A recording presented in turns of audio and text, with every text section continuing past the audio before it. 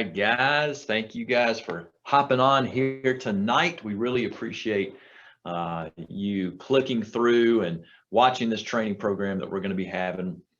We've got some amazing information for you. It's changed my life. It has changed the trajectory of my life and my family. And I'm going to give you a little bit of history and kind of how I got started in buying and selling businesses. And I tell you, I can't say enough for the journey that I've been on here, and I'm really looking forward to sharing it with you. So I'm going to share my screen with you, and we're going to kind of walk through a little bit of exactly how we did what we did, and it's going to be we're going to have a good time. It'll be fun. So we'll go ahead and jump right in here. We've got.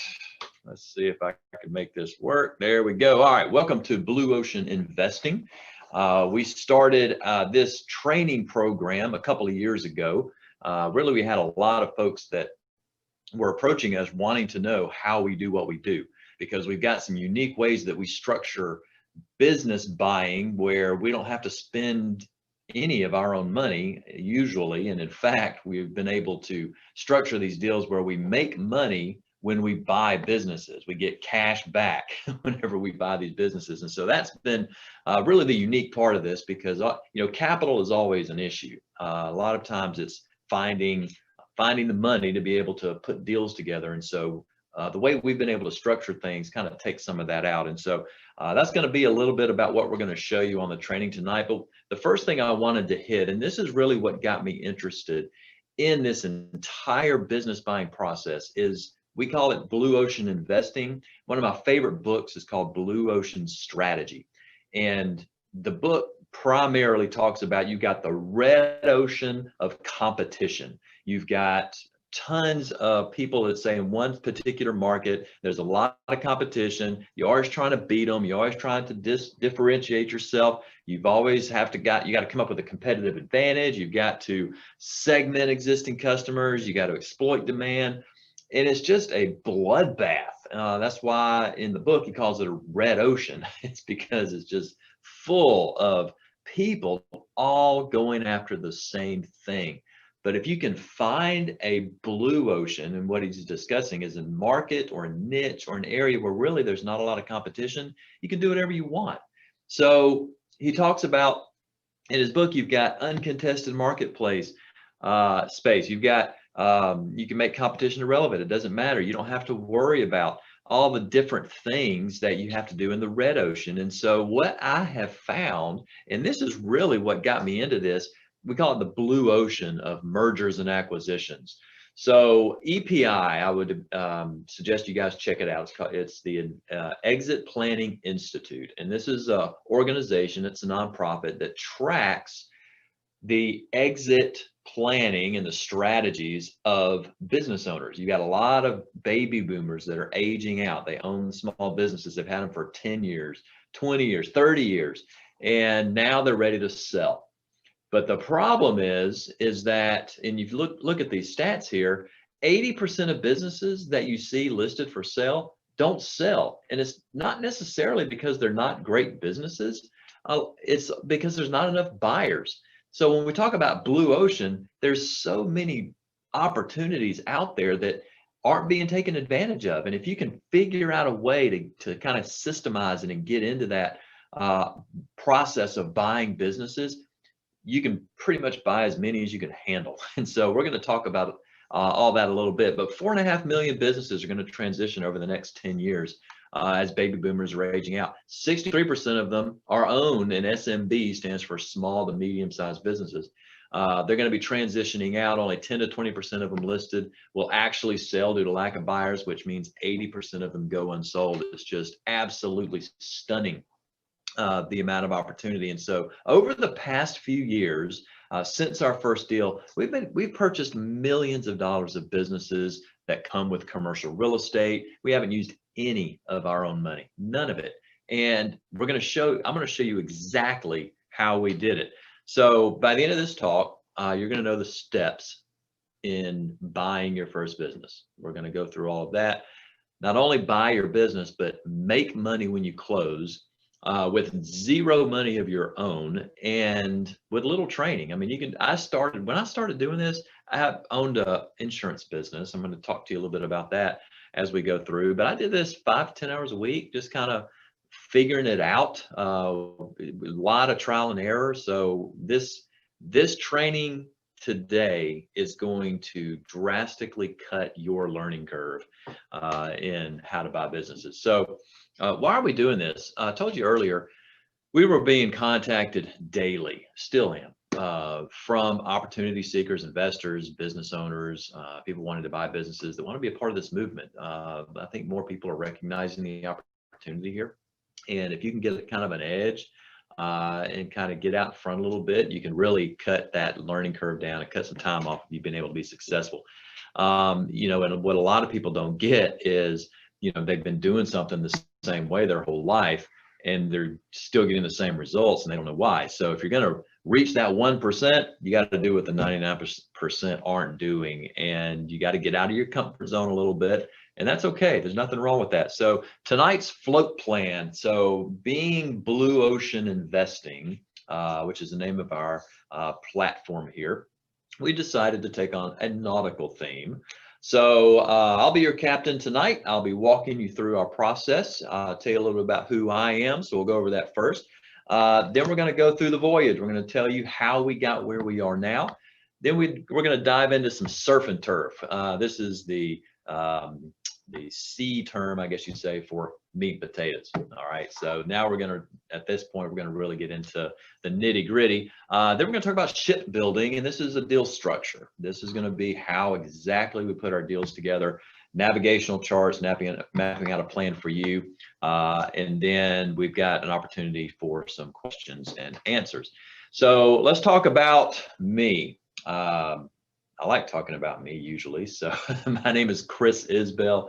I am the CEO of Clear Capital Partners. This is our mergers and acquisitions company that this is the umbrella, the operational side of the buying and the selling. Now, the companies that we buy, we also own under different brands, but Clear Capital is our buying entities typically. And then Blue Ocean Investing, this is what you're walking through with me. This is this is a training platform that we kind of developed, like I said, out of necessity, with a lot of people wanting to learn what we do, and we love sharing information. So it worked out great. So we've got some opportunities there, but I wanted to jump into exactly how I got started and where I came from. So this dates back to 1997. And I took this picture intentionally. And the reason I took this picture is because I was broke in this picture in 97. I was just married. I got married in 96, still married to my beautiful bride, 25 years this year, in fact. And I took this picture because I knew, I told my wife when we were dating, I said, you know what, I'm going to be a millionaire by the time I'm 30. Now in 97, I was 23 years old. And I just knew that I was going to be rich one day. And so I went ahead and I had my dream boards. I had my, all of my goals written out, and notebooks and journals and all these different things that I was keeping up with. And I was reading, I was gobbling up as much information as I could get at the time. And I just knew I was going to be rich one day, right? So I said, I'm going to put my busted up truck, park it in front of my trailer, my single wide trailer. I couldn't even afford a double wide, single wide trailer with my rusted lamppost. The reason that's in there, that's intentional. I wanted to get the full picture. And then that car topper on there, I was a delivery driver at the time for a restaurant called Stakeout. Now, not a whole lot of them around anymore. This was 23 years ago. So, I wanted to capture this, and I was working 70 hours a week delivering steak and chicken and burgers to people that order them. But I always had a dream. And it was on the green shag carpet of that single wide trailer. I was up late one night paying some bills, and lo and behold, I had the TV on, and it was probably midnight. And this guy comes on talking about how to buy real estate with no money down. A guy named Carlton Sheets. If you've ever listened to him, if you've ever had make sure I'm recording here, guys. Yes, I am. Okay. If you've ever had one of those infomercials come on, especially if you grew up kind of in the 90s, maybe even in the 80s. He was on the air for like 20 years, but he would come on with these folks and say, I showed all these people how to buy real estate without using any money, and I can show you how to do it too. Well, I'm like, okay, if these guys can do it, I can too. So I got that course, I cracked it open, and I started following the process. I was riding around these neighborhoods. I found a couple of techniques that I'm like, hey, that could work. So I found a house as I'm driving through a neighborhood one day, had a for sale sign in the yard, called them up, made an offer, ended up closing on the deal, cashed out $4,000. Most money I've ever made in my whole life. I couldn't believe it. Most money I'd ever seen in one place. I'm like, well, I'm going to keep doing this. So I did another deal the same way I did it. Just kind of found a couple of techniques that worked and just kept duplicating it. If it's not broke, don't fix it, right? So I bought a duplex, and I bought some trailers, and then I bought a 12-unit apartment complex, all with no money of my own. And I said, man, this has some legs. Well, the guys over at Carlton Sheets got wind of what we were doing, and they actually called and invited me and my wife and my daughter, Emily. She's 19 years old today, or as of today. And she was 5 weeks old in this picture, and he flew us down to Fort Lauderdale. He had this photo shoot thing, this video thing he was putting together for his next program. If you've ever owned this program, you may have seen me and my wife in them. But you know, one of the things that was really cool about this trip, and by the way, he didn't pay us anything to come down here, except our hotel and a rental car. So we had to bring proof. We had to bring settlement statements. I mean, this guy was legit, and he ended up during takes, during the camera stuff, I got to talk to him a little bit, and something he said to me has always stuck with me. He said, Chris, you know what? You are part of the 20%. I'm sorry, excuse me, not 20%. You are part of the 2%. I'm back on the 80% of businesses don't sell. You're part of the 2%. I'm like, what are you talking about, 2%? He said, Chris, of all information products that are ever sold, including mine, he was talking about himself, is 98% of the people that buy these courses and this information never do anything with it. And so when you've actually achieved what you've achieved, you are part of the 2%. So my first thing I want to say to you guys is, look, if you're watching this, do something with it. Seriously, do something with it. It's 98% of people aren't. And if you want to change anything about your life, if you're really serious about it, then you have to take action. You have to do some things, even if you feel like you don't have all the information, because it's okay. But that's something he said to me that always stuck. So I went on, I kept building my real estate brand. Then I got into construction. I started building spec homes, and we started getting real big. And I even wrote and published a book. And the book, you can actually get it on Amazon. I'm not trying to sell you a book, but the point of me bringing this up is I loved having a business. I loved owning a business. And my favorite part about business was the systems and processes that came along with owning it. I loved working on the business and not working in it so much. I had employees, I had subcontractors. I built a pretty good sized company, $10 million a year in revenue. I had 300 rental units. We were building spec homes. We were doing all kinds of stuff. And I wrote this book basically to talk about how to build your business to serve your life, as opposed to how to be stuck running your business and where your business owns you. And I still to this day, I love it. And so I've always had this leaning towards just business in general. Always had that entrepreneurial spirit and all that. Well, we went on. We were in newspapers. I was running seminars. I was doing all kinds of things. I was the president of the Chamber of Commerce. I was a big fish in a small pond, and I feel like, I was plugged into all the community events and all that kind of stuff. This was a ribbon cutting we did in front of a 68 unit duplex rental subdivision thing that we built, and sold them all off to California investors. This was back when the real estate was booming. And you know where this is going, don't you? 2008 happened and that was it. It was over. It was actually an 18-month decline of just blood and tears and weeping and gnashing of teeth as we ran out of money for a 1.5 year period, just bleeding. The market dried up. We were done. It was over. And from that point forward, I mean, I was literally, we had built our dream home. Our home was repossessed. We lost our cars. We lost, I mean, literally everything. And we were reduced down to living in my brother's camper, parked in my sister's driveway with my wife and 2 kids at the time. We had hit rock bottom. It was awful. I never want to go through it again. So I was sitting down with my wife one day and I said, you know what? We love to travel. We own vacation homes and all kinds of stuff, and we lost it all. And sitting down with her, I said, you know what? If we're going to be broke, let's move to the beach. So we did. We packed it up, whatever we could fit in a U-Haul, and that's all we had left. And we moved down to Orange Beach, Alabama, and that's where we are today. Back in 2009 is when we moved out. And so we started to kind of rebuild our life a little bit. And I ended up getting into the insurance business, selling life insurance door to door. And you talk about really thickening your skin, learning how to think on your feet, learning how to sell, learning how to overcome objections. I can't say this enough, and this is kind of a second point that I want to make. First one is take action. Don't be part of the 98%. My next one is, if you could learn anything, learn how to sell, because buying is selling. Whenever you're talking to a business owner and trying to structure a deal like we structure them, you need to be good at communicating and good at selling your vision and your deal structure. So any sales books you can get, any of that, I highly recommend it.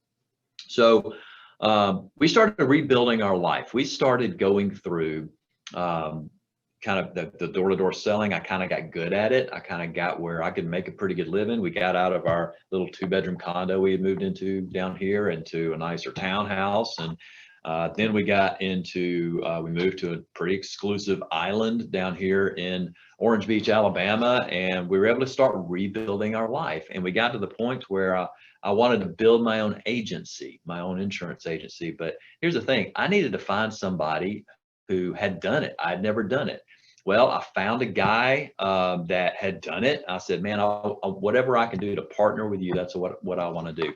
So we partnered together. We formed an insurance company, and within 18 months, we had built this company to a $26 million a year agency with agents all over the country. And I got really good at training other agents on how to sell and how to be successful. They could come with me in my car. I'd walk to a door unannounced, knock on the door. I'd get in the house. I'd make a sale and walk out, make $1,000, and I could show somebody how to make money. And whenever you can do that, you're going to be successful if you can help make other people successful. And I love doing that. I absolutely love it. So the voyage from here, from insurance to M&A, how did you get into buying and selling businesses? So that's a little bit about what I want to talk about. So the birth of Clear Capital, insurance was changing. I was a partner in this company. Some things were happening in the marketplace and the platform we were running on, and I could kind of see the writing on the wall on some things. And so I started wanting to kind of get back. I missed real estate. I missed deal making. I really missed all of that. And so I started kind of stumbling upon these stats that I told you on the business buying, and I knew there was an opportunity there. So what I did is I began researching real estate again, but then I stumbled on those business facts. And here's some more, just so you know, 80 to 90% of business owners' wealth is tied up in their business. 53% give little to no attention to a transition plan. 88% have no written plan to transition. 80% have never sought advice about a transition. 70% don't know what after-tax income they need. 25% were comfortable, only 25% were comfortable leaving their management team in place. And felt like that they would actually be successful without them. And so the business owners, when you talk about all the businesses that are for sale, I'm talking about the small businesses, right? Main Street businesses. They haven't given exiting really any thought. They don't know what their business is worth. They really, until they have to, they have health problems. They can't work anymore. They've got other interests. really until that happens, they really hadn't thought about it. And so that's really where the opportunity is. And I came across all this stuff. And so I said, you know what, I'm familiar with the direct mail business. I would mail out a million pieces of mail a month at our insurance companies. And we always would get a 1% response. And that was pretty true whenever it was. So I said, well, why don't we mail out 500 letters and see what kind of response we get? And I mailed these letters, pretty generic, to these business owners. I found a list of business owners in some industries that I thought I'd be interested in. And I'll go over those here in just a second. And just to see, hopefully I could get a 1% response like I was used to. And I would have 5 business owners call me interested in selling the business. Well, turns out I got a 10% response. I had 50 business owners call me, and that's when the light bulb went off, and I'm like, wow, there's something here. And about 100% of them were over the age of 60. So, and they had owned their business for years, good, solid businesses in the community. Well, we kept going. I said, okay, I've got all these business owners calling me, and I couldn't find any resource, at least in the United States, where I could learn what the heck to do. I didn't know how to buy a business. I had no idea. So I needed, like I did with real estate, like I did with insurance, I needed to find someone who had been there before. So I ended up looking around all over the place and couldn't find it. Well, I found this guy in London who had been doing this for years. He'd been buying and selling these small businesses. I flew to London to go meet with this guy and figure out, how do you do this? And trying to translate that back to over here in the US, and just, because at the end of the day, people are people, business is business, and it all translates. And so I flew to London. Jeremy Harbour is this guy's name. He's extremely successful in the M&A world. And so I flew over there to just learn under this guy, and because he knew what he was doing, and I needed to shortcut my learning curve, and that was my goal. So my journey continues. So I came back, I'm all excited. I've got these 50 business owners, and so I'm like, I need a website, I need a business card, I need a letterhead, I need something to show that I can look legit to these business owners, because I didn't have anything when I mailed these letters out, so I didn't even look legit. At least I didn't feel like I did. So, and then I came back and started making offers, and then I hired a team, or I actually partnered with a team. I put Clear Capital is made up of partners, and I brought on an attorney that I've known since I was 7 years old. He wasn't an attorney when I met him. He was a teenager in my dad's youth group. My dad was a youth pastor, and he ended up growing up and being an attorney. We reconnected. I said, hey man, I got a vision. Let me tell you about this. Do you want to go into business together? Then we found a CPA that my marketing guy had known since he was a kid, so he partnered up with us. Operations guy was actually my dad, who is phenomenal at operations. Now our team has grown a lot bigger, but this is what I kind of started with. I knew I needed some help to leverage what I had. After a year and 11 months of trying to just figure it out, making these offers, meeting with business owners, driving all over the Southeast, trial and error, what works, what doesn't. Finally, we got our first deal. And it proved our concept. It allowed us to say, okay, this has legs, this can work. And we had learned so much by going through this. So what we did is we started expanding our team. We needed analysts, we needed operators, we needed consultants, we needed brokers, business brokers, to help source deals for us and scrub them and all that kind of stuff. And so we just continued to build. Then we hit our stride. We started streamlining our processes and continuing to close deals, and we started gaining attention. And that's when people wanted us to start teaching how to buy and sell businesses. So I've traveled all over the country and been part of teams and teaching people how to put this stuff together. And so a lot of that is what I'm about to cover with you. But here's what I got right, and here's what I really want to communicate. Every instance of success in my life has started when I found someone who had been where I wanted to go, and I just followed their playbook. It really isn't rocket science. You just need the information. So when it comes to insurance, when it comes to real estate, when it comes to mergers and acquisitions, find somebody who's done it and follow their playbook. Okay. Seriously. Sit with the winners. The conversation is different. It's absolutely true. Many of you guys may know a guy named by the name of Andy Andrews. He actually lives in my neighborhood. He's a world-renowned author. He's been on any major network you can think of. He's been on. I think he sells a book somewhere every minute in the world or something like that. I can't remember the exact stat. But this is a picture of me doing the polar bear dip in 2019. I do it every year. We go out to jump in the ocean on New Year's Day. Well, he was out there and I grabbed a picture with him, dressed up like an idiot, me, not him. But whenever you're hanging out with positive people, it's really nice. Zig Ziglar, many of you guys may have heard with him. I just went to an event and met him. A small event, like 10 people in the room, and he just stopped by. He was in town, he stopped by, he knew one of the guys that was there, and I got to talk with him, and he was an amazing guy. But I've followed Zig Ziglar for years, and just keeping positive, staying positive. But after 27 years in business, I've discovered there's a definite hard way to do things. And there's a definite easier way. And I've learned to go the path of least resistance, because it's really not a matter so much of how you do it. You can figure that out, but a matter of who you can follow and who you can learn from. I love education. I love learning. I was never a fan of school, dropped out of college, but never really got on that bandwagon, but I love to learn. Well, now we're going to kind of dig into some of the meat and potatoes here. So let's talk surf and turf. All right, since we're going with our nautical theme, and I want to kind of get into how exactly we structured our deals. So I'm going to go over 3 case studies with you right now. I'm going to go over our very first deal. I'm going to go over our second deal, because we learned a lot after that first deal. And then I'm going to go over our most profitable deal with you to date. And see, just basically kind of go through the structure and what we learned and some of the mistakes we made, that kind of thing. So here's our parameters. So whenever we search for businesses, and we work with brokers, we send out letters, we find businesses online that are listed on some online sites, through connections, however we can find businesses. But here's what we look for.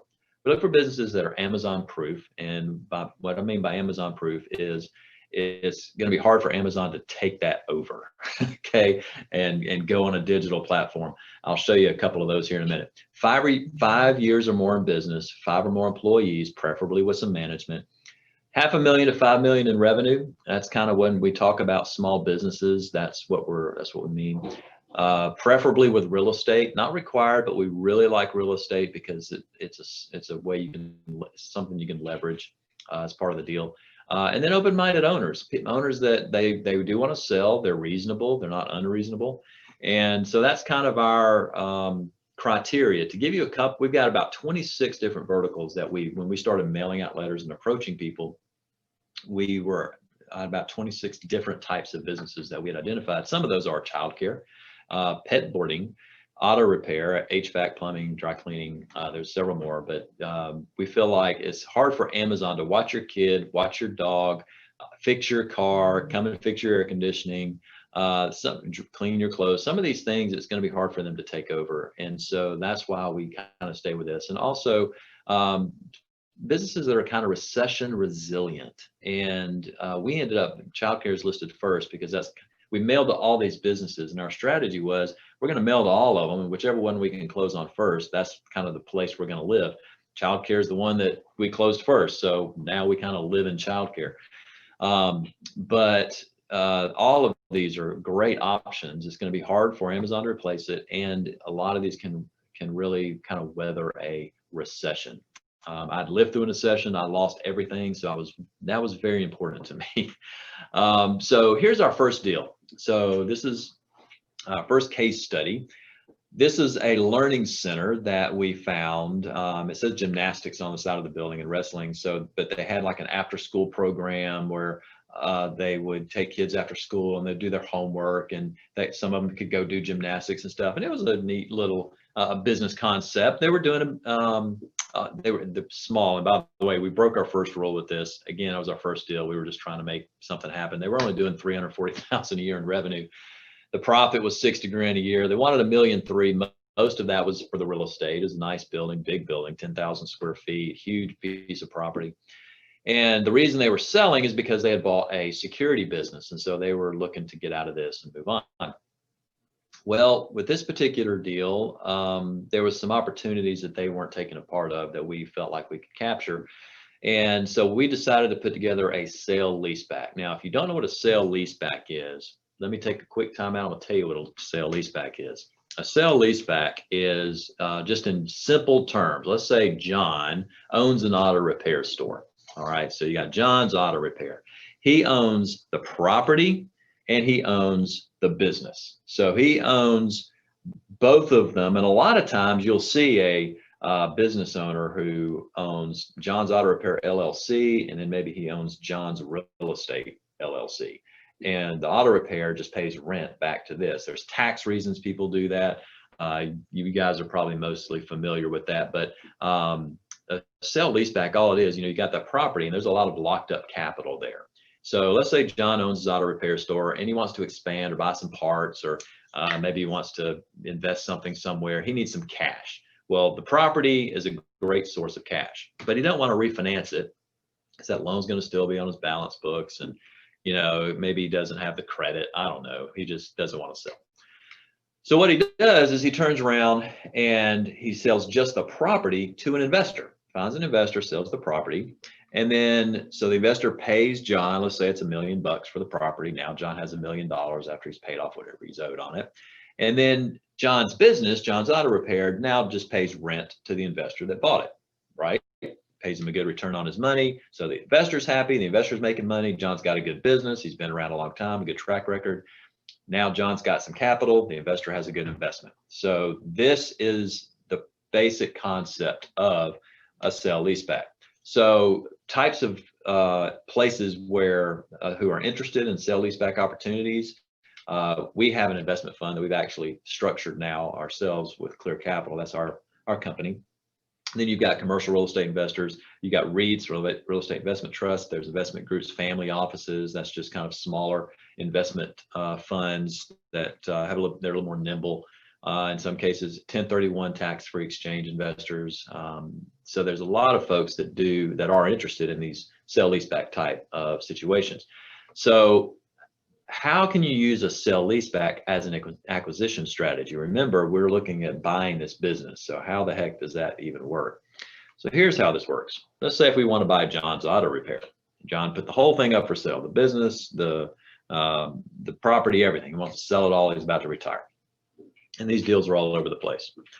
So we got the property, we got the business. So we'll put a purchase agreement in place for both of them separately. So we have a purchase agreement for the property, or just a real estate contract, and then we have an asset contract, asset sale agreement for the business. So we've got two different agreements here.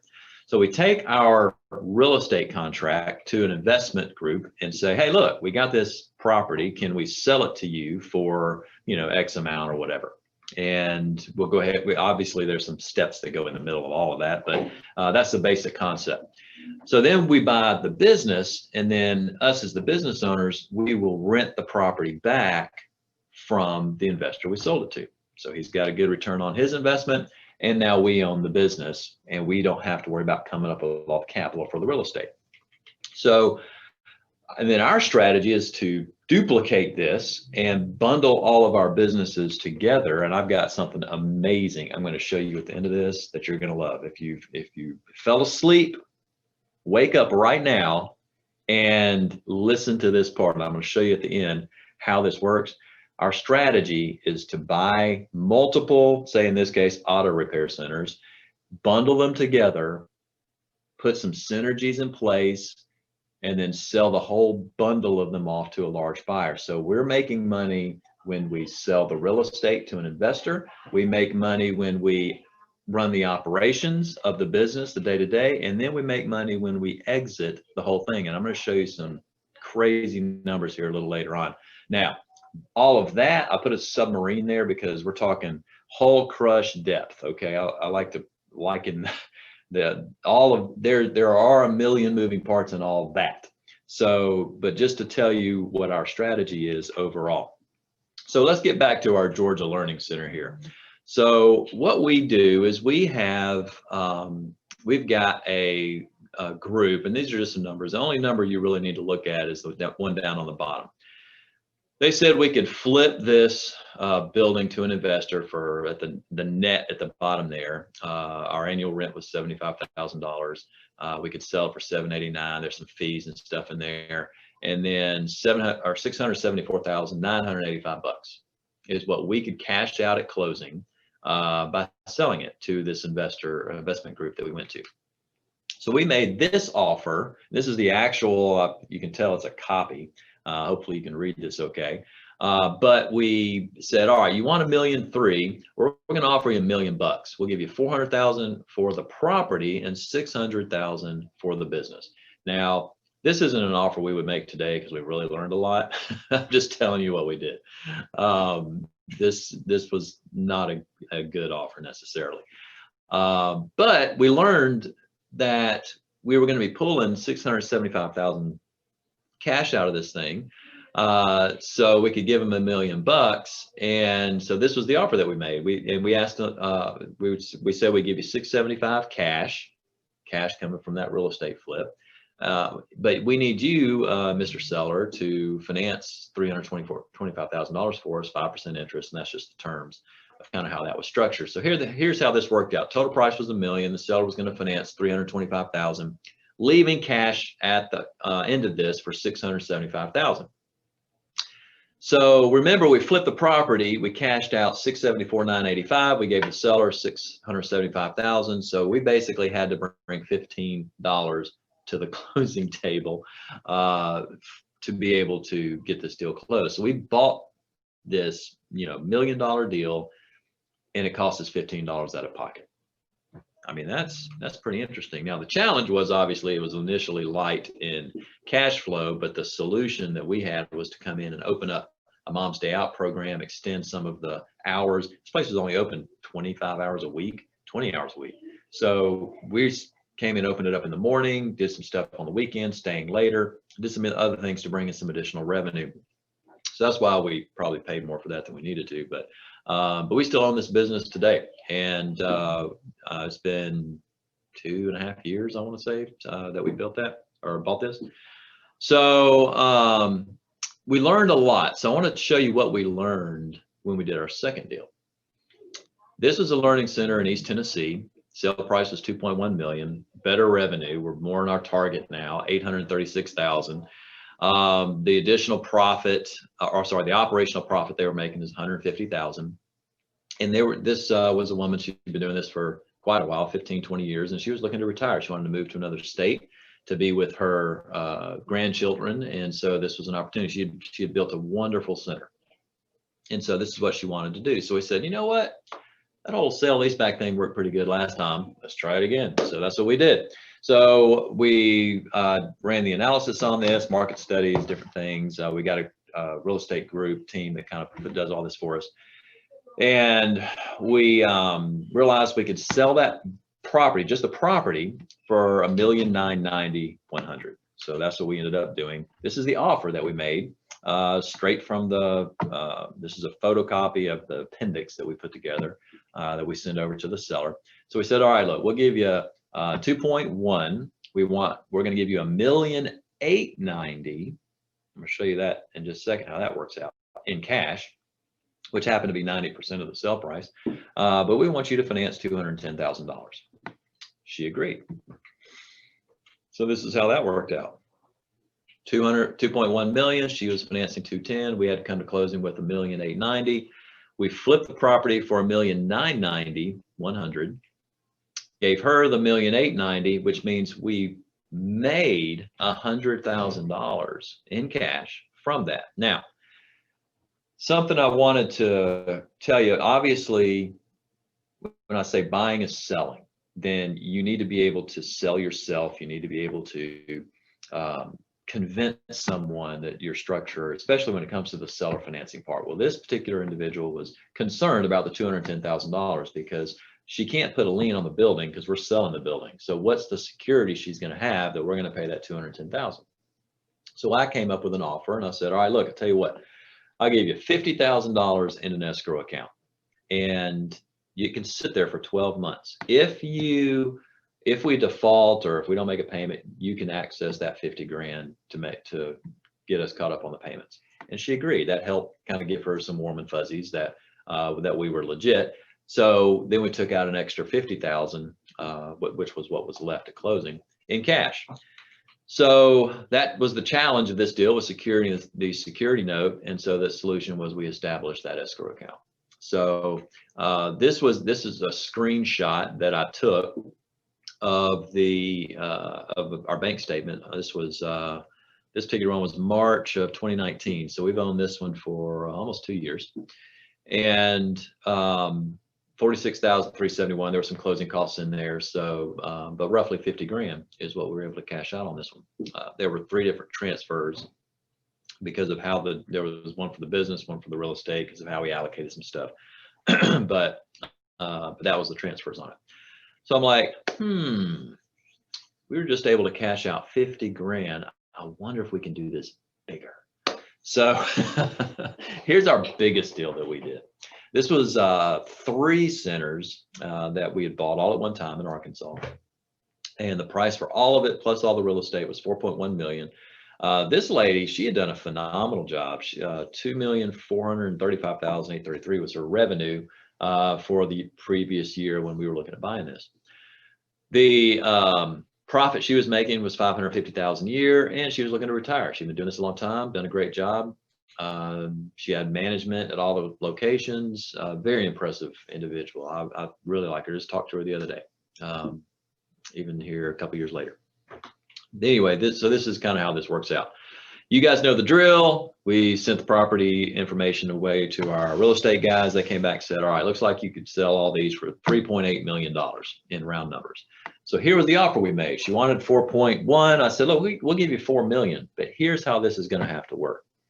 I said, I thought to myself, how can we offer as little as possible cash at closing? We know we can sell them for 3.8. What can we offer her and get her to take? So I built in some wiggle room here. I offered her 3.2 million in cash, which happened to be 80% of the 4 million sale price, but I wanted her to finance 800 grand. Sometimes you think, I've heard somebody say one time, if you're not embarrassed by the offer you're making, then you're offering too much. So this was an offer I was almost embarrassed about. 5% interest, the whole drill. At the end of the day, she was going to net out after interest and stuff, almost 4.2 million. So here's the structure of this one: $4 million loan, seller financing 800,000, cash to seller at closing 3.2. We flipped the property at that 3.8. We gave the seller 3.2. So we cashed out $607,000 when we flipped those properties to an investor on a sale leaseback. The challenge, of course, was the size and security of that note. 800 grand that we're asking her to carry, that's a lot. And don't think she wasn't concerned. She was concerned about not getting her 800 grand. So here was the solution. I said, we'll do a few different things. Number one, we'll allow you to file a UCC, which is a lien against all of the furnitures, fixtures, and equipment, FF&E. That's what that stands for. And then we carved out 2 commercial lots. So one of the locations had some road frontage that had 2 commercial lots on it, which came as part of the deal. We didn't flip those lots to an investor. We kept those ourselves. We kind of had a survey, carved it out, kept those, and we said, all right, you can have both of those lots, which together was around $400,000, I think, total value. So she has a lien on those. We've already sold one of them to a Dollar General, and they're building a Dollar General on it. And so she's been paid off there. And she still has a lien on the other one, plus a lien on the furniture, fixtures, and equipment. We're just basically leveraging whatever is left that is ours, because we're flipping the properties. And that solved the problem. She was okay with that. So I mean, it took some back and forth, and I took my wife with me when we were doing this deal, because it's having my spouse talking with a woman who it builds trust. So do things like that whenever you're talking to business owners. Anything you can do to build trust. Take a spouse with you, a partner or something like that. It may help you appear more legitimate and more trustworthy and stuff like that. Even though I am trustworthy, she doesn't know me. So here's the deposit screenshot from that, from 609,000. There was some prorated taxes we got some credit for, or something like that. So it ended up being a little more than 607. But since there were 3 different properties, there were 2 deposits per property. Can't remember why, but that's how they did it on the settlement statements. But this was that day. This was August 30th of 2019 when we closed on that. So that's the biggest deal we've done to date. But you can just continue to do this. Now, my attorney tells me to put together a disclaimer. Results are not typical. Individual results may vary. So because I've done it doesn't mean you can do it. But I'm going to show you. I just showed you how. So I get this question a lot. And so I went ahead and put this slide in here. Why would investors pay you more for the property than what you're buying it for, right? Well, I'm going to explain that. So a lot of investors need a place to put capital. And you've got a lot of people who are actually under a lot of pressure. They're sitting on this money, not making any money on it, and they need to make some money. So they need a safe and a collateralized investment vehicle. They're going to get a return rate on these properties of 7 to 10% with annual increases. So the return rate is phenomenal and it's safe. They get a long-term tenant. Commercial leases are 15 years, sometimes 20, anywhere from 10 to 20 years. So this isn't like somebody's moving in and out every year. I mean, you got a long-term tenant. It's also what's called a triple net lease that we do with our investors. We pay as the business owners, and we build this into all of our costs whenever we make these offers. And so all this is factored in. So we know this is coming. We pay as the tenant all the insurances, we pay the taxes, all the building improvements, all maintenance and repairs, everything. The investor pays nothing. Air conditioner goes out, investor doesn't care. We have to pay for that. So the money they get, the rent they get, their only thing they have to pay for is the gas to drive the check to the bank. And actually, we do direct deposit to all of our investors so that they don't even have to drive to the bank. So they love this. So they can either hold it for a really good return, or they can sell it, turn around and sell the building they just bought at a higher price than we sold it to them for. So we built relationships with multiple investment groups who are looking for these solid investments. Then they don't have to worry about operations or anything. We're doing all the hard work. They just collect a check. It's a really great deal for them. That's why we've started our own fund, is because it's a great deal. So to give you an idea, a snapshot, here's what we've made just on these 3 deals. We've done a whole lot more, but just kind of keeping this simple. Arkansas was, we cashed out 609. The Tennessee, we cashed out 100,000. Georgia, we cashed out nothing. Remember, we were learning a lesson on that. So we made 700 grand on just these deals at an annual cash flow on these 3 of $870,000. And it didn't cost us a dime. We didn't have to spend any of our own money doing this. We do pay, by the way, this is a little plug. We do pay a 1% finder's fee on our referral program. So some people don't want to own and operate businesses. They got some extra time. They can go find us some deals. If we close on it, then we pay a 1% fee to somebody just for sending us the deal. But that's not even the good part. Let me show you what you can do if you start doing what we're doing. And I call this maximizing multiples. And there's another submarine here, because this is, I'm going to take you a little bit, again, call this whole crush depth. There's a lot of numbers involved here, but you should be able to get it. You may be able to go back and watch this if you need to, but take some notes. If you've fallen asleep, wake up. This is the part you're not going to want to miss.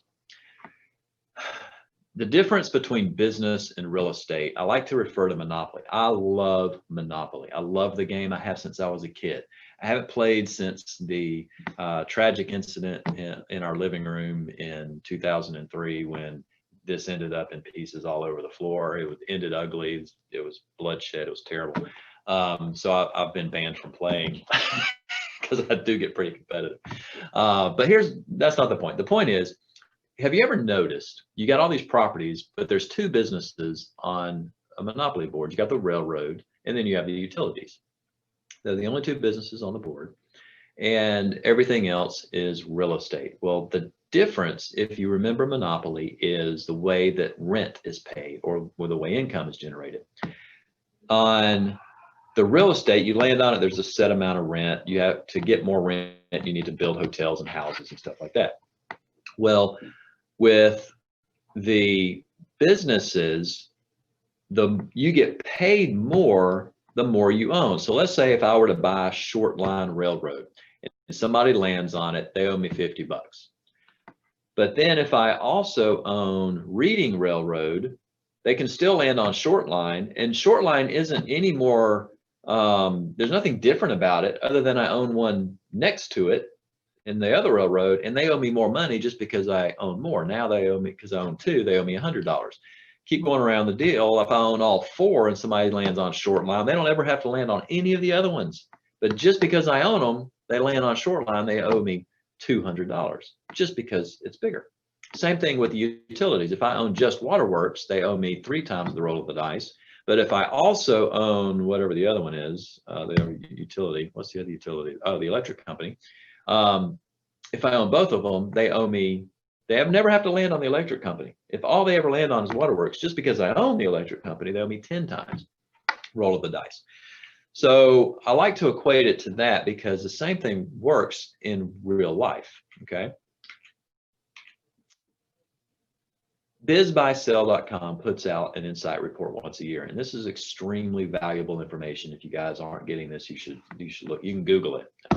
This was a 2017 that I'm using just for the example purposes. But let's say what this does is it gives you the cost, the average cost of businesses in certain sectors. So let's just look at auto repair. I like using that as an example. So in 2017, 350 auto repair stores were purchased through the BizBuySell.com platform, and the average cost was $350,000. That was the average asking price. Median revenue was $562,000. And what they do is they give you a cash flow multiple. Businesses are based off of multiple of cash flow. Cash flow means profit. So this one was selling, the average cash flow was $129,000. So of the revenue of $562,000, the net profit average for all those was $129,000. So that was about a 20% profit, let's say. And then the multiple of the sale price was based on a multiple of that 129 grand. In this case, in the auto repair industry, the average was 2.64. What determines that multiple is risk.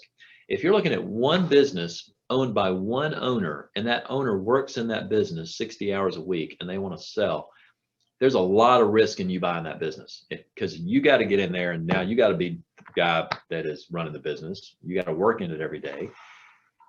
Who knows if the employees are going to leave, because they're used to the owner being there for 30 years. They may not like you. The customers might leave.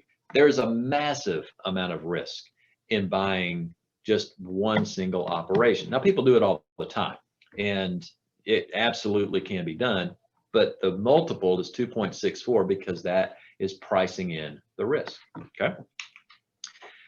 So when you talk about blue ocean strategy, the idea is that 2.64 times profits, that's those smaller type businesses, that makes up 93% of the businesses in this country. That's the majority of the businesses.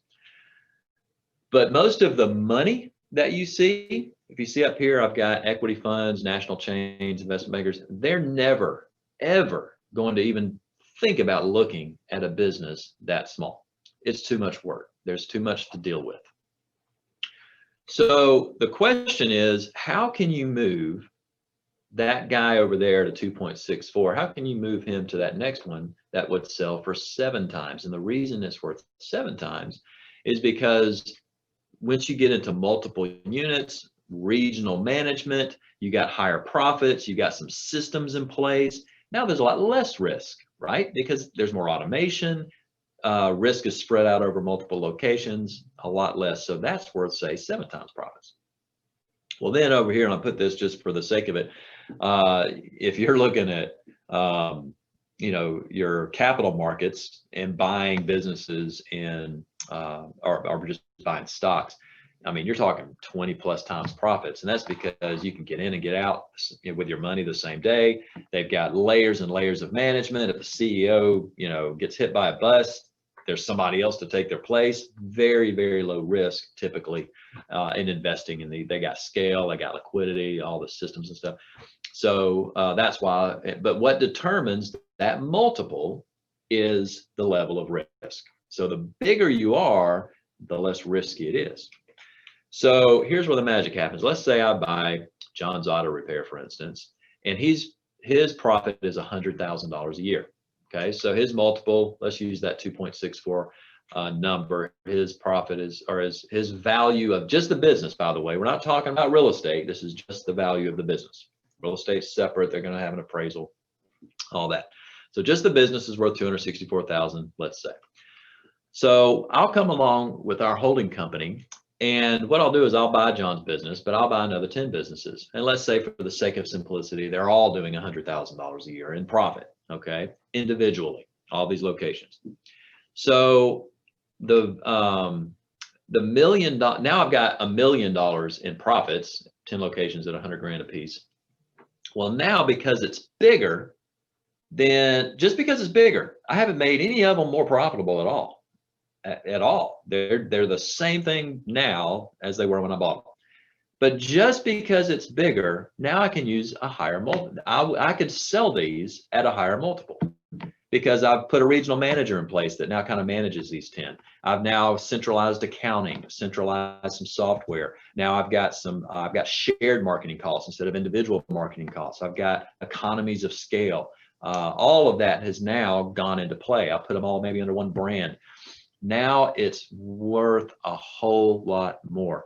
Let's just say, for the sake of being conservative, that it's 6 times profit. So now I've got a $6 million company that is the current valuation. So, and by the way, I would have paid, had I paid the same amount for all of them, $2,640,000, right?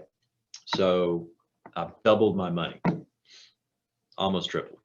So now what this does with that first one I bought, just because it's part of the group, it takes advantage of that 6 times multiple. So now that one by itself, because it's part of the group, has a $600,000 valuation. Does that make work? I mean, that to me, this one thing to me, when I looked at the opportunity that's out there, this is what got me into mergers and acquisitions. This one screen right here. So let's apply these principles or these numbers to the 3 examples that I've showed you. So you've got a purchase price here. This is what we paid for them. And by the way, this was just the businesses, actually, which is not including real estate. So I've carved out the real estate. Here's what we ended up buying these businesses for. Here's the annual profit. Here's the multiple. If we were to apply the multiple of profits to what we paid for the business, we paid an average of 1.34 times profits, okay? Our multiple, we're using a conservative multiple of 6. This could be as high as 8 or 10. Businesses are selling now at the size that we are at an 8 or 10. But let's just use a multiple of 6. So I could sell them at this number. I pay off or take out what we paid for them. So I'm going to make $4 million after selling these businesses. That's just on these 3 as being part of a bigger group, not these 3 by themselves. But as part of our bigger group, here's the value that I'm going to get out of these businesses by putting those economies of scale in place. Now, again, there are a million moving parts in all this, so I don't want to make it sound like there's not, but this is worth it. It's worth the effort. It's worth the risk. So here's our goal. We want to build the largest M&A community in the country because we want to make an impact with that 80% of business owners who have put in their blood, sweat, and tears for years, and they can't sell their business because there's not enough buyers. We want to teach people and train people and work with people and partner with people who understand the size of the opportunity here, that we can work together and we can learn from. So, we kind of were faced with a couple of options as a company. We were doing referral fees for a while and just saying, look, send us something. When people would contact us, send us something and we'll give you a little referral fee. Or we could invest in developing some training programs and start building relationships with some like-minded entrepreneurs and work together, share the wealth, go further. We can do a whole lot more together than we can by ourselves. And we get that because we can't do everything by ourselves. We know there's plenty of opportunity to go around. We can't buy every small business out there. So how can we duplicate ourselves? How can we help other people achieve the same things that we've been able to do? So if you don't want the next 10 years to be like the last, you need to do something. So let's talk about what you can do to achieve the level of success that you're wanting to achieve. So we've got a 5-week virtual training program. And this is some of the things that we're discovering. Week 1, introduction into mergers and acquisitions. We'll go over terms, we'll go over goal sheets, we'll go over, kind of how to structure a plan out. But the first week is just going over vocabulary. I mean, what are all the things that you're going to need to know? What are the terms you're going to need to know? All the different things just to set a foundation for the next few weeks. Second week, we're going to talk about sourcing deals, getting leads, mailing letters, investing or identifying yourself as an investor, taking calls, setting appointments, all those kinds of things. We're going to talk about sourcing. Week 3, we're going to talk about discovery. Once you've found some deals, now what do you do? Well, you need to figure out what's going on in the business. So how do you educate the seller? There's so many things that you're going to need to be able to educate the seller on, just about selling a business in general. Running quick valuations. We've got tools that can help you identify quickly how much a business is worth. Submitting seller information, going to online listing sites, all of that stuff we're covering in week 3. Seller info, by the way, is what do you need to get from him?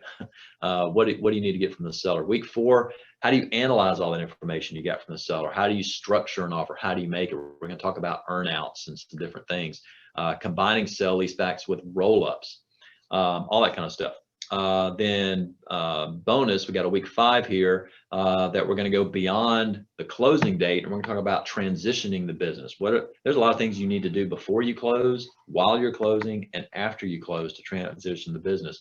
And then operations beyond that. How can you systemize some things? What can you do after you've purchased the business? We've got a toolkit, blueoceantools.com. It is a password protected site, but this gives you all the contract templates that you're going to need to buy the business, checklists, what companies to target, letter templates, phone scripts, analysis worksheet to analyze the business. We'll show you exactly how to do it. We've created tools and stuff that make it really easy. Of course, unlimited updates, how you want to structure meetings, what do you say to sellers, all that kind of stuff.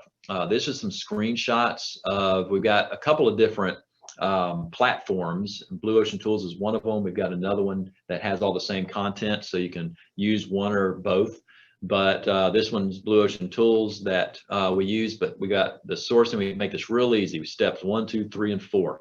So how do you source the deals? We go through scripts and what to say to them. We've got automated electronic forms that kind of make all this a lot easier for you. And then on the discovery tab, we've got quick calculation tools that have all the multiples built in. So if you're talking to a plumbing company, you just enter their info here and it'll give you a value like that, ballpark, but we'll train you on exactly what you're looking for and how you do all that. So you can go to HVAC and it plugs it all in. You look the multiple for HVAC. At the time we did this was 2.24 times profits. So we just plug in their numbers and it tells us the property's worth $920, or the value with the real estate's $926,000.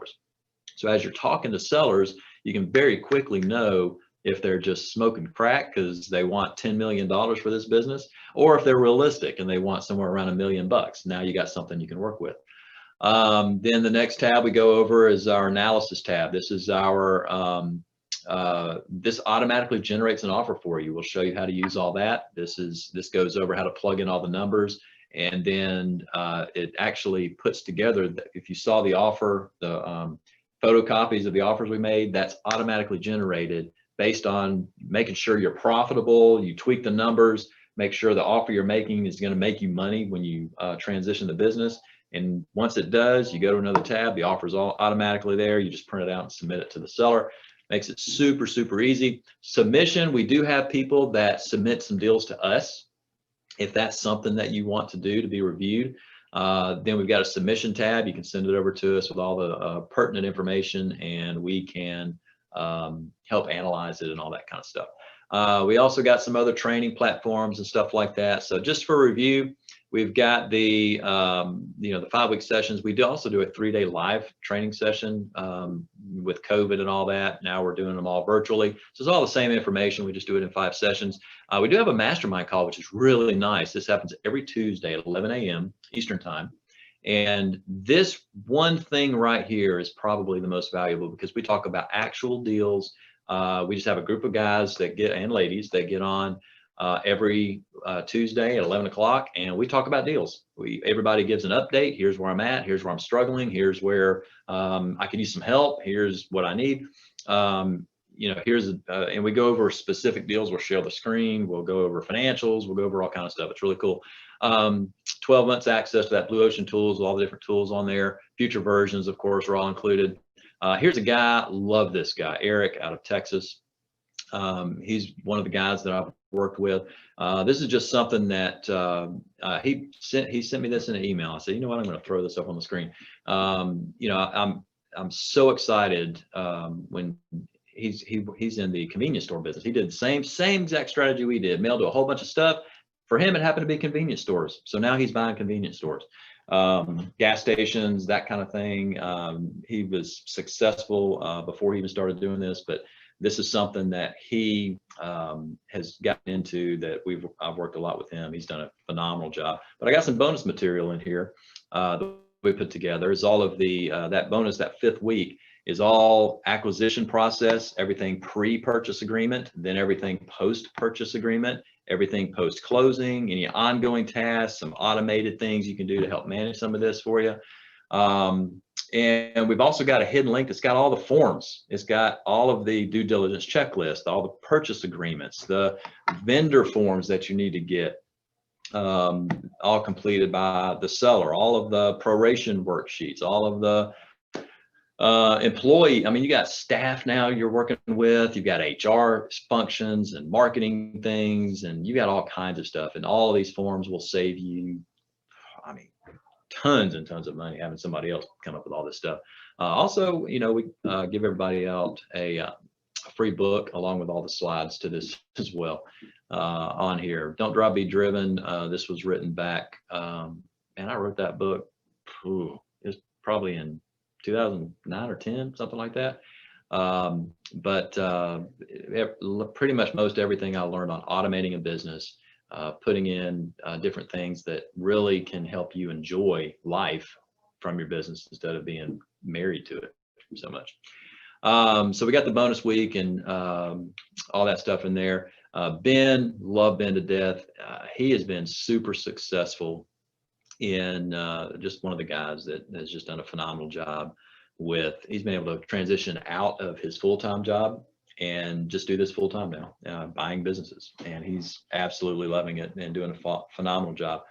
I like to throw this in here. Somebody told me this one day and I said, this is pretty good. Best math you can learn is how to calculate future cost of current decisions. So, I mean, whatever you're doing right now, there's a future cost to that or a future return on investment. So depending on what you do. So here's next steps. You can go to blueoceaninvesting.com/course.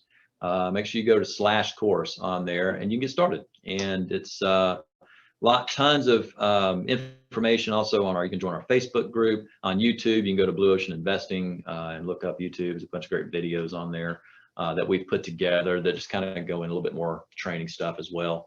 But this is something that I cannot say enough. In fact, I'll tell you a story. That polar bear dip. In fact, the one, I think it was the one that I had the picture with Andy Andrews at.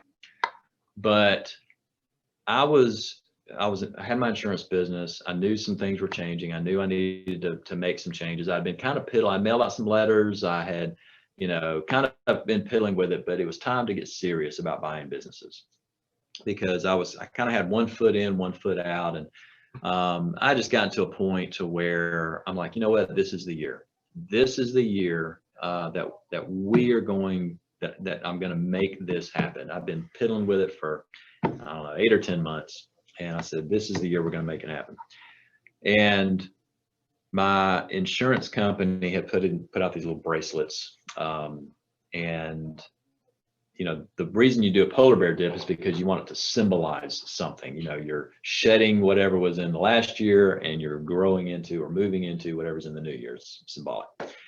So I said, you know what, I'm going into this water. I'm going all the way under. And I wore that bracelet with me. And I went into the water and I took off that bracelet. moved back out of the water. I threw it away. I didn't leave it in the ocean. I did throw it in the trash because I didn't want to. But the whole idea behind that was, you know what, I'm done playing around with this. I'm going to get serious. My family's life is at stake. My family's future is at stake. And this is something that if I don't jump on it, 10 years from now, I will regret it so drastically. And I didn't want to be there. I hate regret. I hate wishing I had done something that I ended up not doing, and looking back and seeing the opportunities that I missed. And so that was my moment that I made that decision to just move on and to take the step. And sure enough, that was New Year's Day, February 14th, Valentine's Day, we closed on our first business. And we haven't looked back. It's been phenomenal. I was able to fully transition from my insurance company, sold off my piece of that, and I've moved fully into doing this. And I tell you guys, it's been a ride that I can't even explain how fun this has been, and get the people you get to meet, and working with all these business owners and brokers. We've got some great brokers we work with that have helped us tremendously. I mean, investors, we've met so many investors, and I'll tell you, it's been very worth it. So I can't encourage you enough. Click on these links or go to these links. There may be a button below you can click on to access this, but I would encourage you to at least take the step, check it out. This is going to be life-changing for you if you just apply it. That's all you have to do. So I appreciate you jumping on. You guys have a phenomenal rest of your day. Reach out to us if you have any questions, and we look forward to working with you in the future.